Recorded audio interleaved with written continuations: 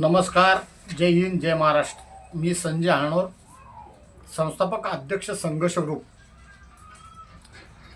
आपल्या महाराष्ट्राचे परिवहन मंत्री यांनी काल एक फतवा काढला आणि त्या फतव्यामध्ये त्यांनी असं सांगितले की बाबा महाराष्ट्र राज्यामध्ये ज्या काही पांढऱ्या पाटीच्या गाड्या चालतात, प्रवासी अवैध प्रवासी वाहतूक करतात, त्यांच्यावर टोटल बंदी घालण्यात यावी आणि त्याची तारीख आहे 1 मार्चपासून, म्हणजे उद्यापासून.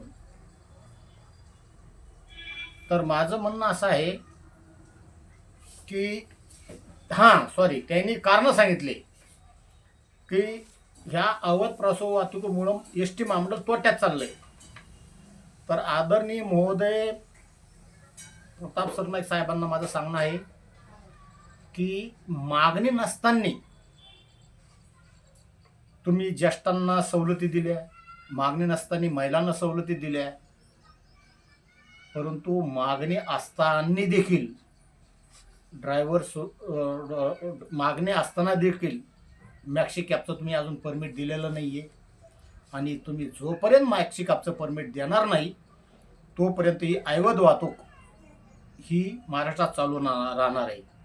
आणि साहेब, तुम्ही पण तुमच्या गरजेप्रमाणे जनतेचा वापर करताय. हाच फतवा तुम्ही लोकसभेच्या, विधानसभेच्या इलेक्शनच्या अगोदर का नाही काढला? कारण की ह्या गाड्या तुमच्या प्रचार प्रसारासाठी तुम्हाला स्वस्तात पडतात.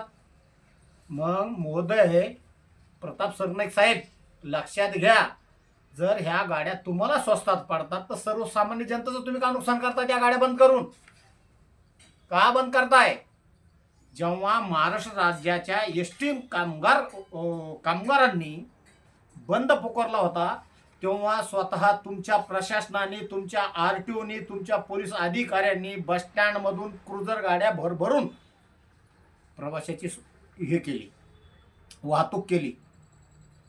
त्यावेळेला अक्कलकोट सोलापूर रोडवर एक क्रुझर टोटल लॉस झालेली, त्याच्या 7 माणसाचा जीव झालेला आहे, त्यांचं इन्शुरन्स पास झालेला आहे. तुमच्या सरकारने त्यांना 1 रुपया दिला का?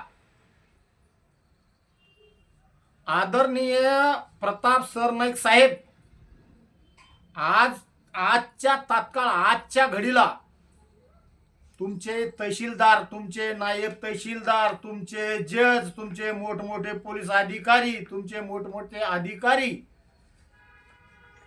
चोर टॅक्सीच्या डॅशबोर्डवर अमुक अमुक तहसीलदार, अमुक अमुक न्यायाधीश, अमुक अमुक वगैरे वगैरेच्या पाट्या लावून सर्रास पांढऱ्या पाट्या भाडे तत्वावर वापरतात. आणि ते बोर्ड ह्यासाठी लावतात की रस्त्याने कुठं ट्रॅफिक जाम झाली किंवा टोल नाका वाचवण्यासाठी. हे तुमचे कर्मचारी, तुमचे महाराष्ट्र राज्याचे कर्मचारी, ह्यांच्यावर सर्वात पहिले तुम्ही कारवाई करा. तुम्ही हे जे फतवे काढताय ना, ह्याला जिम्मेदार तुम्ही नाहीये, आमचा ड्रायव्हर समाज आहे. आमचा ड्रायव्हर समाज प्रामाणिक नाहीये. जर महाराष्ट्रामध्ये जर कोणी जर प्रामाणिक असेल तो तो एकमेव वारकरी समाज प्रामाणिक आहे. कसलीही अपेक्षा न ठेवता, कसलाही घर प्रपंचाचा विचार न करता आषाढी कार्तिकीला नेहमी दिंडीची वारी करतो. विठ्ठलाकडे काहीच मागणं नसतं त्यांचं. पण आमचा ड्रायव्हर समाज एवढा स्वार्थी आहे की जेव्हा त्याच्यावर संकट येतील तेव्हाच तो संघटनेकडे येतो, एरवी येत नाही. आम्ही मॅक्सी कॅबच्या संदर्भात राज्याचे परिवहन मंत्री आदरणीय दिवाकर रावते साहेब, हा विषय 2017चा, म्हणजे आमची मागणी 16 पासून आहे.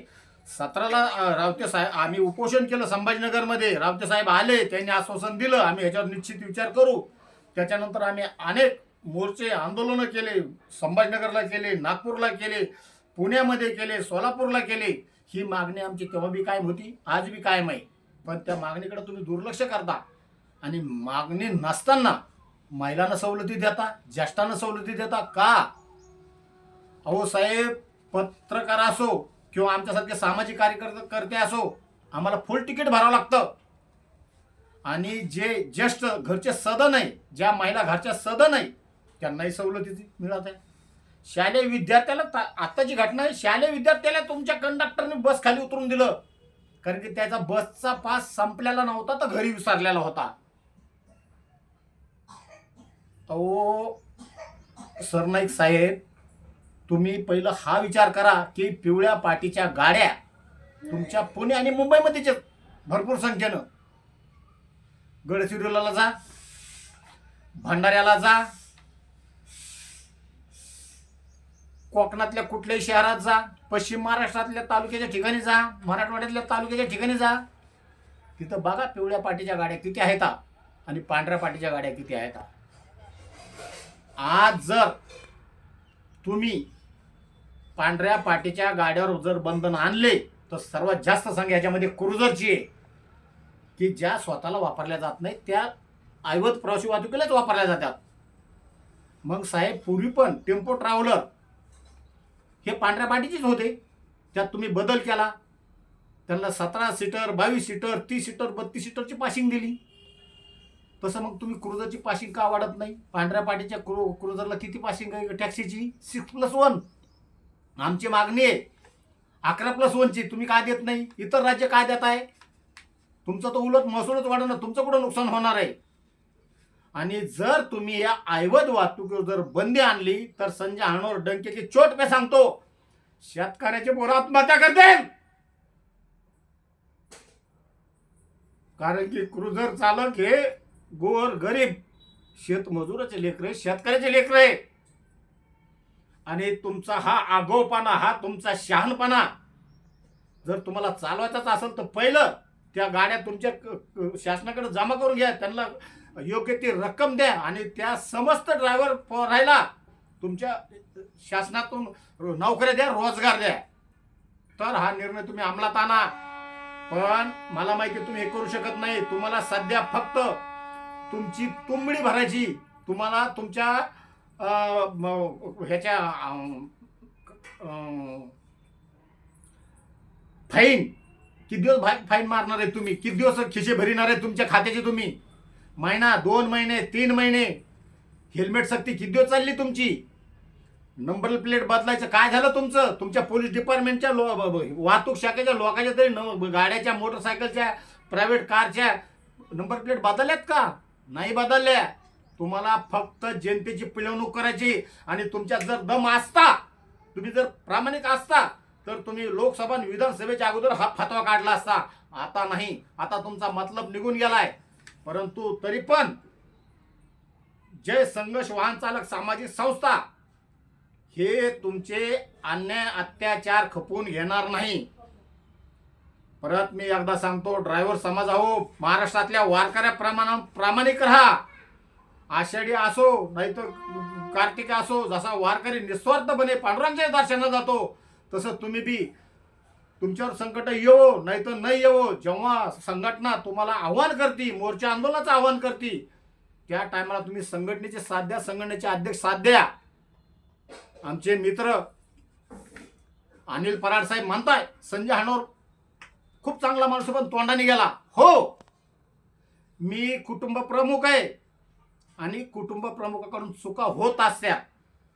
मी काय देवाचा अवतार नाहीये, चुका होत्यात माझ्याकडून. परंतु जसं आपला मूल, आपली बायको, आपले आई बाप आपल्याला जसं माफ करतात, का करतात ते की आपण कुटुंब प्रमुख आहे म्हणून, आणि आपल्याला गुण दोषासह स्वीकारतात. तसं मलाही गुण दोषाचं जसं स्वीकारलेलं आहे तसंच मला पुढे साथ द्या. ह्यांनी जे फतवा काढा, ह्यांच्या आमदार खासदाराच्या गाड्या टॅक्सी हे हो पण पांढऱ्या पाट्या लावलेल्या आहे. हे प्रताप सरनाईकाला खोटं माहिती आहे, मला माहिती आहे.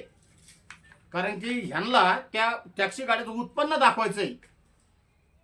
वापरते तर स्वतःच, पण ह्यांना उत्पन्न दाखवायचंय. पण लाज वाटत, पिवळी पाटी म्हणल्यावर भाड्याची गाडी वापरतो हे म्हणून. ह्यांच्या परवानाधारक गाड्या असूनही यांच्या गाडीला पांढऱ्या पाट्या आहे.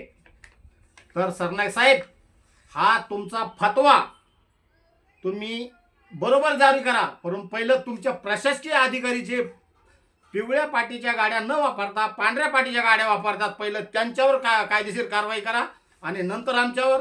धन्यवाद. जय हिंद, जय महाराष्ट्र, जय संघर्ष.